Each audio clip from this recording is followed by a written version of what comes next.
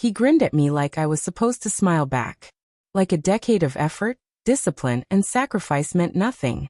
Like handing over everything I'd built was the natural next step. To Tommy, the man who couldn't tell a balance sheet from a cereal box. The man who just 6 weeks ago married my wife. And Harold, my mentor, her father, just sat there. Fork hovering midair. Eyes cold. Tommy will take the reins, he said. You'll manage the paperwork and the divorce. The wine in my mouth turned bitter. The steak felt like cement. I stayed quiet. I nodded. I stood up from that flawless oak table with grace. They thought they'd broken me. Truth was, I was planning. 10 years earlier, I had entered that company with only a backpack and ambition. Harold Manning was a legend. I was a nobody. But he said I reminded him of himself. Told me he saw potential. When his daughter started bringing me coffee and curiosity, that fire turned to something warmer. We got married under the trees where his legacy began. He promoted me, told me, someday this'll all be yours. And I believed him. I gave everything. Missed Christmases. Missed birthdays. Missed life.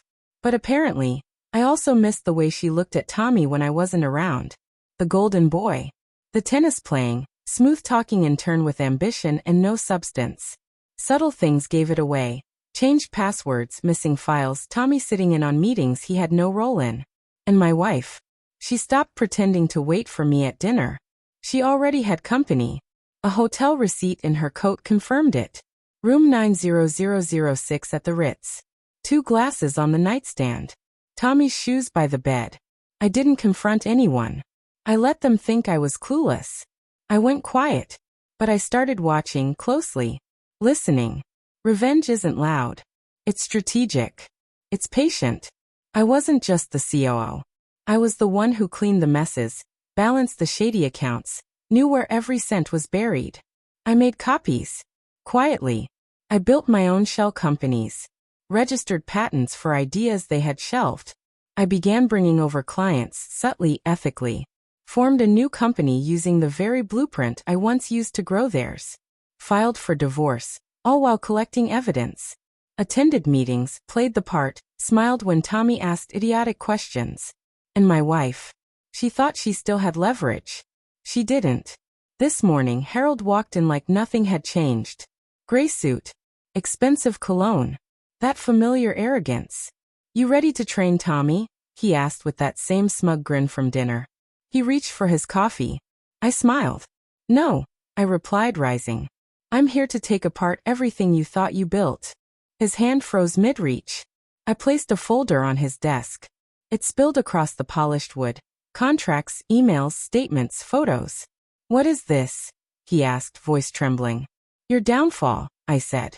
The SEC filings went in last night. My name's clean. Yours? Highlighted in red. 10 minutes earlier, I had emailed the entire board. His phone was already lighting up.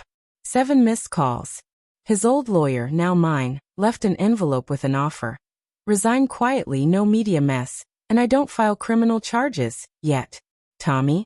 Caught red-handed on camera, stealing confidential files, and leaking them to competitors. Page 3 held the evidence. He'd be lucky to walk away with probation. Or just a LinkedIn ban. My ex-wife? The prenup her father insisted on to protect the brand? It now protected me. Every account she funneled funds into? Frozen. She could keep the house. I already had a new one. Harold looked 10 years older in 10 seconds. His hand trembled on the desk. You ungrateful bastard, he muttered. No, I said. You are. I was your son. I earned that chair. And you threw me away for a man who can't spell integrity. He looked at me like he didn't know me anymore. That's because the man he betrayed, the one who idolized him, died that night at dinner. The one standing in front of him now? He didn't need Harold. Or his approval. He shouted as I turned to leave. Where are you going? To the company I actually built, I said. The one your clients trust now. By noon, Tommy's arrest was headline news. By week's end, Harold had resigned for health reasons. My ex called. Left a voicemail, saying she missed who I used to be. I never returned it. People ask how I stayed composed through all of it. The truth? I wasn't calm. I was precise. Betrayal wounds deep. But revenge, executed with control and silence, cuts deeper. And when you've poured your soul into something, you don't really lose it. You just reclaim it with interest.